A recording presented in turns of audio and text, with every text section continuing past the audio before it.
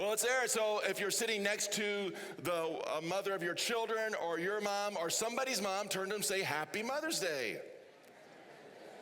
Yeah, see, you thought they forgot, but they were just waiting to this moment to tell you that. We're glad you're here. It's a day that is joyful for many of us. It's also a joy that is sorrowful for some of us because our moms are not here anymore. Or maybe your mom was not the kind of mom that everybody else has. And last night I was talking to one of the guys, he said, this is just a hard weekend because it's filled with a lot of bad memories. But there's some other moms out there who maybe filled in the gaps that are there. I like, you're reading scripture, there's a small little nuggets here and there. At the end of the book of Romans, Paul is writing a letter to a church, and he signs out by saying, give greetings to these people that I love in the church in Rome, and he's greetings this one. And down at the end of this book, he just one little note in there, he's saying, greetings to this men, these women, these all different ones. He said, greetings to Rufus and to his mother, who was like a mother to me. And we all have those moms that are there who aren't biologically our moms, but the moms who filled in the gaps and reached out to us. And so many of you ladies have done that. And for that, I would say thank you. You've done a great job with that. Moms, you're wonderful. You've done well. And I'm reminded of your mom every time you feel down here and you get this little thing called a ball belly button. That's called life from your mom was given to you. Some lady carried you and gave you that life. And for that, we need to be grateful. I put a little post on Facebook that said, tell me, what is the greatest thing your mom ever taught you? And I was amazed at the response. Just so many people. There's all kinds of great things, and so many of them talk about how my mom taught me how to love. My mom taught me how to love others. Rob says, my mom taught me how to withstand the pain on my rear when getting hit with the yardstick. Steve said, taught me how to respect your elders. Karen said, how to love. Kim said, my mom always had great advice, but the one thing she always said to us when we were teenagers was, you can't soar with the eagles in the morning if you hoot with the owls at night, right? We got those. Justine says to love Jesus. She faithfully brought us to church every Sunday morning, Sunday night, and Wednesday night. There's so many great things in here. Michelle says she's taught me to speak truth, to love others, to love Jesus with my heart, and never, ever roll your eyes. Right? Randy said, my mom taught me the proper way to chew tobacco. Okay. Carol says how to treat your company like family and your family like company and stir the dumplings so they don't stick at the bottom of the pot. That's pretty important. Daryl says blowing out someone else's candle doesn't make your candles burn any brighter. And Scott, appreciate it, says no matter how proud of you at the moment she is or how disappointed she is at the moment, she still loves me enough to cover it all, which is unconditional love. Carol says my mom taught me to always wear lipstick even if you have no other makeup on. And Jess says, if you don't have anything nice to say, don't say anything. You had the same mom, huh? That's right. Those are good. So moms, you're appreciated, you're valued. Those words that you say over and over and over really do stick. There's one phrase that you use I really wish you would stop, and that is the I told you so phrase, all right? We all know you know it all, you're perfect. Just don't tell us you know it all, okay? All right, so just no more I told you all. Just give us that look. That's sufficient enough, right? So moms, we appreciate you. I have a great mom. I love my mom. My mom is in her 90s, still hardworking. I called recently. She was out painting the fence. She's just one of those that just works hard. She's taught me so much. She taught me how to love God. She taught me how to be in church. We were in church no matter how sick as a dog you were in church no matter what. She's just one of those that pulls in there, works hard, cook, does it all. And when we called home, she was 80 years old. It was a kind of late afternoon, evening. I said, Mom, how you doing? She was fine. I had a hard time getting off the roof tonight. I said, well, why were you on the roof? And she said, well, your dad and I just finished the roofing. And I said, why were you up there roofing? And she goes, well, we've done it before. We can still do it. By then, Dad's on the other phone. It's not cell phones. We're on land phones, right? And I said, why were you guys roofing? And Dad said, do you know how much they charge to do this thing? That's my parents. Taught me how to be frugal and not waste a penny, right? My wife, I think, is a great mom. She loves our kids. She loves our grandchildren. When our grandkids get in trouble, their first response is, I want grandma, right? Because grandma fixes everything. So ladies, if you happen to get one of these coffee mugs today that says the world's greatest mom or a plaque or something like that, you should be decent and just hand it back and say, I'm sorry, I can't accept this because my pastor said his mom and his wife are the world's greatest moms out there, right? Just do the right thing and you'll be good with that. No, moms, we appreciate you. You're valued, your influence is there, and again, you are able to influence many in this room who are not even your children, but spiritually you reach out to us, and that's great. We're in the middle of this series on phases of life. Last week, Ben did a great job starting us out talking about the retirement phase and what that looks like as we're getting older, how to finish well and serve well. Today, we're looking at adulthood. So adulthood kind of covers a lot of spans, right? Somewhere in the 20s up through wherever retirement starts. For some, that's late 50s, some that's 60s, some that's 70s, or maybe you don't get to retire till much later than that. But this span of how do you cover these 40, 50 years, that's a lot to cover. But there's one thing we look at is trying to figure out, what does this middle age look like? How does this time span? We start out in those 20s, and man, we're strong, we're doing well, we're finally got out on our own, we're doing those things, and life changes, and you walk through those. I have a few pictures of our adulthood. So here we are in our 20s with our two little kids, and that's not me in the back row. I'm sitting there with the red hair. That's me, believe it or not, right? And my beautiful wife. So here we are. Life is good. We're starting out. We're going hard. And then all those little kids grow up in grade schoolers, and then they turn into teenagers. And our teenagers were great. It was fun. And there's our teenagers, and we're doing well. Notice the hair change color, right? And the next one is falling out, but they're there. So then all of a sudden, here's our neat little family doing well, and now we've turned into this family, right? Because they bring home our daughter-in-law and our son-in-law and grandkids, and it's a great phase. This is all that adulthood phase of life. It's fun, isn't it? It looks picturesque, kind of Norman Rockwell. But some of you have been there and know behind the scenes, there's a lot of heartache and difficulty. There's a reason for gray hair and a falling out, right? Not just all biological. Because there's hard times through that. There's good times. But as we go through this phase, how do we do it in a way that suggests we are truly followers of Jesus and we're looking to him for every phase? It's a phase of joy, and it's a phase of figuring out all those dreams that we had as children, as teenagers. It was going to be Cinderella's lifestyle, and all of a sudden we figure out it's not always perfect. It's hard. Life throws you those curves. Sometimes someone else makes a bad decision and we're affected, or we make a bad decision and you go, this is not how I planned it. This is not how I laid it out. In the 1960s, Elliot Jacques, who's a Canadian psychologist, coined the phrase of midlife crisis. Because it comes along and says, we go through life, and all of a sudden there's a point where you stop and go, whoa, where's this at? Because I thought it was going to be like this, but it landed up over here. And also we realize this magic age comes when we're over the hill. I thought when I turned 30 that was over the hill. I thought that was like, oh man, life is falling apart, right? Came home and Gene had decorated the house with black everywhere around. But we go through those phases, and now I think, you're turning 40, that's just a baby. You don't even know what life is, right? So it's all those phases, but sometimes we just stop and we go, this isn't what I thought. I expected it to be more. And this dissatisfaction kind of creeps in to our lives. Okay, so we're going to do this gut level honesty game. You love those, right? So I'm going to ask you a question. You raise your hand if this is true, and you're saying, oh, but this is just awful, right? You can start out with this. Here we go. Raise your hand if you hate participation games where you have to raise your hand. All right, see, you win already. Okay, so on dissatisfaction, raise your hand if you're dissatisfied with this political anger climate going on in our country right now. Yeah, double hands, right? Okay. Raise your hand if you're not particularly satisfied with your financial picture right now. Could use a little more money. All right, that's good. All right, now it gets a little tougher here. Raise your hand if you're not particularly satisfied with something at your work. No staff of this church should be raising your hand right now, right? That's good. Okay, raise your hand if you're not very satisfied with the way you look. I'm fine till I look in the mirror and I go, oh, right, it's not there. Okay, raise your hand if you're not very satisfied with something in your life, and you don't have to raise your hand for that. This thing is satisfaction. We want to be satisfied, don't you? You want to feel good. Life is good. I like where it's going. In 1965, this guy wrote a song, and he sings it, and it's called I Can't Get No Satisfaction. Do you know who that is? Mick Jagger, right? 1965.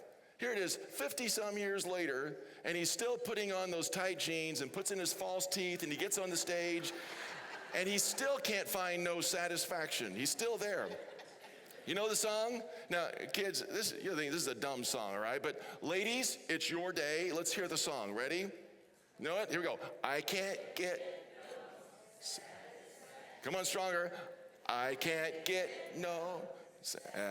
Again, it gets hard now. And I try, and I try, and I try, and I try, but I still can't.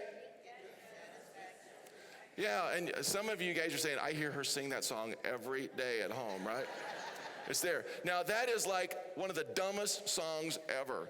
He repeats it over and over and over and over and over, and you wonder, why did your mom hate that song when you were a teenager, right?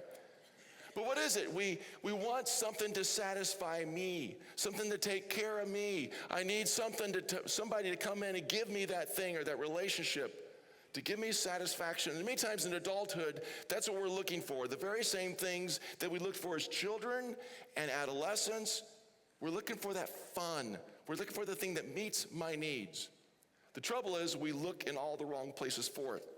There's a book in the Bible, in the Old Testament, called Ecclesiastes. Ecclesiastes was written by Solomon, who was a king. It says he was the wisest man that ever lived. And it's kind of like his little diary. Now, he wrote Proverbs. He wrote some other things that are great, full of wisdom. But when he gets to this book, he kind of pulls out this little spot, and he says, let me tell you about my life. He sounds like this rocker singing, I can't get no satisfaction. He sounds like someone who comes in and goes, this is just a miserable life. I'm kind of frustrated with some things going on. And this is an easy book to read. If you haven't read it, you need to read it in its entirety. It's not very long. You can sit down easily this afternoon or this evening and just pick this up and read it in one setting. And look what he does. He's trying to figure out life, trying to see where it goes, and he just gets stuck. That song, that Mick Jagger song, could be the soundtrack to this book. It says he looks everywhere for it, and he can't find out what God wants.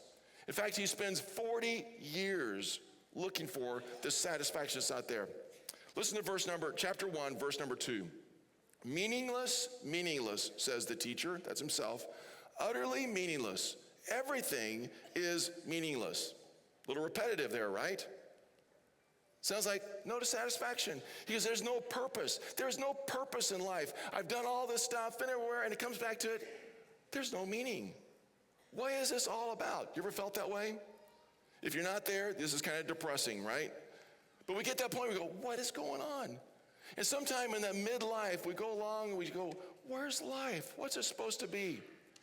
We start out, we're excited, we're motivated, and things start going wrong, and it's almost like we start dipping down in our life. And in fact, studies have said the age of 46 is the lowest satisfaction time in the life of people in America.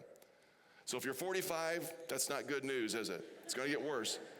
That's just an average. Some people sail through it fine, but otherwise it's like, whoa, what is it? Because we're going, I thought life was going to be more than this.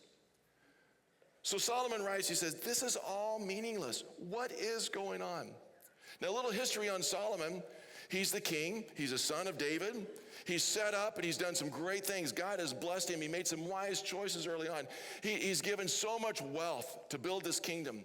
He's given a lot of intelligence, and he's got great wisdom to make good decisions. And he comes in with all this power. He's the one who builds the first temple and builds this huge palace. He's got control over so much. He's got so much good going on. He's walking with God. And then he starts making some really bad choices. We have those times in life when we're doing well, we make all these commitments to God, and then we just get sidetracked. We take a little detour and a little detour and a little detour, and we find Solomon ending up in a place that is actually far from God. He's taken all those things God's given him, and he turned them into all about me instead of all about God. And he's pursuing all these things that takes care of me instead of what God's given to him. And he ends up in this really bad place of everything is meaningless. It's kind of like he takes a little taste test. You ever go to those stores when they're giving out samples? I like those, don't you? I mean, we'd pick up our kids from school and we'd go to Sam's, and that time right after school, and they were giving all those samples, and you'd say, eat, kids, and we'd go through and eat everything, and you get finished, you kind of circle around the store, and you go through it again, right? And they say, are we going to go out for dinner? And I go, you just did, right? That's it. But there's things I've tried in those food tasting samples that I would never buy. But if it's free, you're going to test it, right? But there's sometimes we go through life, and Solomon did this. He's going through life. He goes, oh, look at this, and let's get this. And because of his wealth and because of his power, nothing stopped him. Let's try a little bit of this. Let's try a little bit of this. Let's try a little bit of this. And sometimes we go through life on this little taste testing. Let's try this. We try this. My mom said never do it, but she's not here. Let's try this. And we find ourselves testing all these things in life. Look at verse number 13. He says, I devoted myself to study and to explore by wisdom all that is done under heaven. What a heavy burden God has laid on men. He's saying, I've got this wisdom, I got this mind, I've thought about it all, I've studied it all, I've learned it all. It's like you go to school and go to school and go to school, learn all those things, and you go, this is really tough. I'm confused by all of it. Go to chapter 2, verse 4. Listen to this, how he tasted and stepped away from God. I undertook great projects. I built houses for myself. I planted vineyards. I made gardens and parks and planted all kinds of fruit trees in them. Sounds good so far? I made reservoirs to water the groves of flourishing trees. I bought male and female slaves and other slaves who were born in my house, which is not God's design. I also owned more herds and flocks than anyone in Jerusalem before me. I amassed silver and gold for myself and the treasure of kings and provinces. I acquired men and women singers and a harem as well. The delights of the heart of man, I became greater by far than anyone in Jerusalem before me. In all this, my wisdom stayed with me. He says, I've got all this stuff. I got more and more and more and more and more. He just keeps on wandering down this road. All the possessions, all the power, all the people. Look at verse 10. I denied myself nothing. I designed myself nothing my eyes desired. I refused my heart no pleasure. My heart took delight in all my work, and this was the reward for all of my labor. 1 Kings tells us he had 700 wives. Didn't sound very smart man to me, huh? And a harem on top of it. I think one mother-in-law is plenty. No offense, but all those relationships to manage. Said, every pleasure I wanted, I had it. Verse 11, yet when I surveyed all that my hands had done and what I had toiled to achieve, everything was what? Meaningless. A chasing after the wind. Nothing was gained under the sun. Said, after I've chased all this, I had it all. Everything was there. When I sat back and looked at it, what did it mean? It was empty. It was void. Something wasn't there. He was the ultimate life of the celebrity, the big and the rich and the famous and all that stuff that you and I want. He had it all. And when he had it, he said, it doesn't mean anything. It's all empty. You lose so much. And we've got these little tables set up representing the phases. So this one is children, and we're going to talk about that in a couple of weeks. And, in children, you're given what to taste and what to drink. And it's put in front of you, and there's such influence we can give on them. But that taste is given there, and you think, what am I going to do? And we're going to talk about it in a couple of weeks. And next weekend, we'll talk about the adolescents. And I'm glad to see the adolescents in our church have great taste. Well, they paid a lot for that backpack. But they do drink Coke. That's a good thing. You guys are on the right track there, right? But they're given direction, but they're finding their independence. And then we get to this adulthood phase, and boy, we're figuring it out. We've got it all together. The surface looks good. Solomon on the outside looked like he was doing incredible, but inside he was withering away.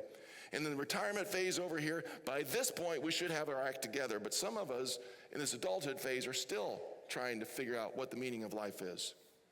Let's take the cup from adulthood. So each of us are given this little cup to fill as we go through life. And what are you going to taste with it? We see some things, and just like Solomon, I want to try this, or I want to try this. This one looks good. I think I'll take this along. Some of us want more power and think if I could just get this position, get this status, then I'll be satisfied. I want to need a little more education, so I'm going to do another degree and another degree. And there's nothing wrong with that knowledge, but sometimes I'm thinking that that's going to satisfy. And after you get it all, you're saying, it's empty. It's not there. Some of us are pursuing more money, thinking if I could just get more there. You're pursuing it after sex or women or men or those relationships, thinking that's going to satisfy you. And like Solomon is out there, he's saying, I've done all that stuff and it's empty. And you're going, well, I'm not like Solomon. I'm not that extreme. But we're tasting. We'll just try a little bit of this. We'll try a little bit of this. And this doesn't work, so we need a little bit more and a little bit more. And maybe we're not on this 40-year search like Solomon was, but we're tasting a little bit every day. And if we look back, actually see we're walking further and further away from God. And the further we get away from God, it's going to be empty. It's not going to give you the meaning you need. Maybe we're trying religion and we're going from this religion or this church to this church, and to come back with they're just not meeting my needs. They're just not feeding me like they should. And what's the key word in all those phrases? It's me, me, me. God isn't about everybody feeding me. It's about you serving others. Jesus said he didn't come to be served. He came to serve and to love and to reach out to others. Sometimes we're saying, somebody else fill my cup. I need a new job. I need a new relationship. I need a new car. I need a new neighborhood. I need new friends. I need something new because it's just not satisfying me. And I need more and more. And we drink cup after cup after cup until we're like Solomon and say, what's the purpose of all this? And all of a sudden we find ourselves in this midlife crisis because what we thought would give meaning and satisfy our quench didn't at all. Sometimes we need that validation and we're saying, I need a mom or I need a dad or I need a spouse or I need some kids who will just appreciate me. And there's places you can go with some godly people and get some healthy relationships that are there, but sometimes we pursue it in the wrong way. The list goes on and on and on. Now this isn't meant to be depressing, but it's meant to be a realistic look at life and say, where are we chasing? Where are we going after? And there's a place we each of us need to come to and say, I need to follow God. So we just need to stop, first of all, and say, let's refocus our priorities. Refocus these priorities and say, what is what God's calling me to be? And where am I going in life? Teenagers, we're telling you, get your goals, get your priorities right, get those directions going, and you're doing well, but just keep those going. You don't stop working at that. It's like you're going through life, you're going through those 20s, you're trying to figure out life, you're on your own, trying to go, and you're getting your 30s, and you stop and you evaluate. Each one of those places are stopping points and sitting back and looking and saying, where should I be now? This is a curveball, I never expected this. This happened, what am I gonna do? And each of those times we're at those junctions, those turning points saying, where am I gonna move forward from this point? What decisions am I gonna make? And realize I need to follow God. Ecclesiastes, you keep looking at this book, reading through, he talks about standing before God and the struggles with all these things and money. Interesting verse, chapter 7, verse 2, he says this, it is better to go to a house of mourning than to go to a house of feasting. For death is the destiny of every man. The living should take this to heart. Well, that is just like the greatest memory verse ever, right? In the middle of all this, he's saying, we need to go to a funeral once in a while. You stop and realize that life is short. Life is short. And we've got this time given to God. We don't know how long we're going to have, but we've got this time, and it's important to step back and say, what am I doing with this life? What decisions am I making? Am I being wise? Am I being with the resources that I've got? And stop saying what I didn't get and what a mom didn't give me and what this didn't happen and it's not fair. And just figure out and say, this is where I'm at. And life is short. And what are we going to do with this? What's God calling me to do in this moment? Get some priorities figured around and figure out where we're going to go. And then we realize at the very end of the book, and said, if you're going to read this, read it in one setting. The very end of it, verse 13, he says this, now all has been heard, and here is the conclusion of this matter. Fear God and keep his commandments, for this is the whole duty of man.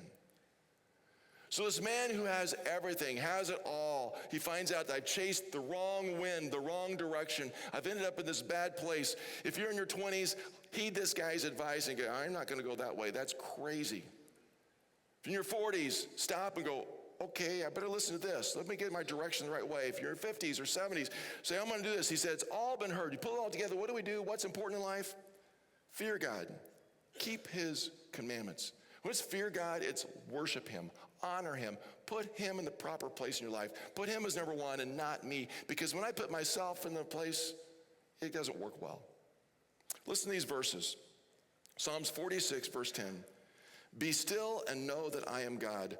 I will be exalted among the nations. I will be exalted in the earth. You just need to stop And instead of going that miserable route of everything is meaningless and wasteful, dissatisfied, just stop and learn to know who God is. Psalms 95:6, come, let us bow down and worship, and let us kneel before the Lord our Maker. We need to honor him. Becky read those verses at the end of life. When we're all in heaven, every knee will bow before Jesus, and we should start now, putting God in his place. Joshua 1:8, do not let this book of the law depart from your mouth. Meditate on it day and night, so that you may be careful to do everything written in it, and then you will be prosperous and successful. God's word. We need to figure out what he has to say. Some of us are reading everything that there is out there on your Facebook and on the news and trying to gather everything and figure out, can't wait to see what's happening today. It's all depressing, let me tell you now, so you don't have to read it for the rest of the day. But you're trying to figure it all out, want more knowledge, and you haven't even cracked open this book of life. When you figure out some things in here, get a couple verses and it says meditate on it day and night. Solomon says, all of this route that so many of us are chasing after, so it's meaningless. Chasing after when? But turn over here, you look at God, know him, worship him, learn his word, and you'll find meaning and purpose and fulfillment in your life and direction. So we need to renew your commitment. Renew your commitment. Recognize who God is. Recognize I'm going to serve him, I'm going to stand with him, and I'm going to honor him in every way. So a question for you. Do you want your life to be about your own success or about significance? You want it to be about just what I can gather here, those tasks I accomplish, how I get ahead, I've succeeded here and here, or do you want it to be a life that makes a difference? That you can look back and say, this is the impact that was made in life. And this is what was truly accomplished. Because all the stuff that we acquire is all going to go. The success we have at work is going to be replaced by somebody else. It's all going to be there. We still work hard. We still succeed in those terms. But we need to have a life of significance. And we do that when we realize our priorities. Realize that life is short. Refocus those priorities. Recognize our commitment is to God and honor him, lift him up. There's a truth. The truth is, the rest of your life can be the best of your life.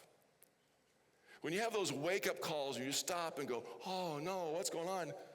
It's a turning point. It's a place to make decisions and say, where do we go from here? And you've got the Spirit of God within you as a follower of Jesus. You've got the book of life to give you direction. You've got God's presence. You've got a Savior who's loving you, who's given you so much, and has given you a fulfillment and a purpose to find. And if you turn to him, you can have that. Every one of us can have that. You can make that decision today. It says, I'm going to change my trajectory around. I'm going to follow after God. And the best of life is yet to come because I'm going to go God's direction and God's path. Then you're responsible. Study hard, work hard, provide, do those things. But your main goal in life is to honor our God.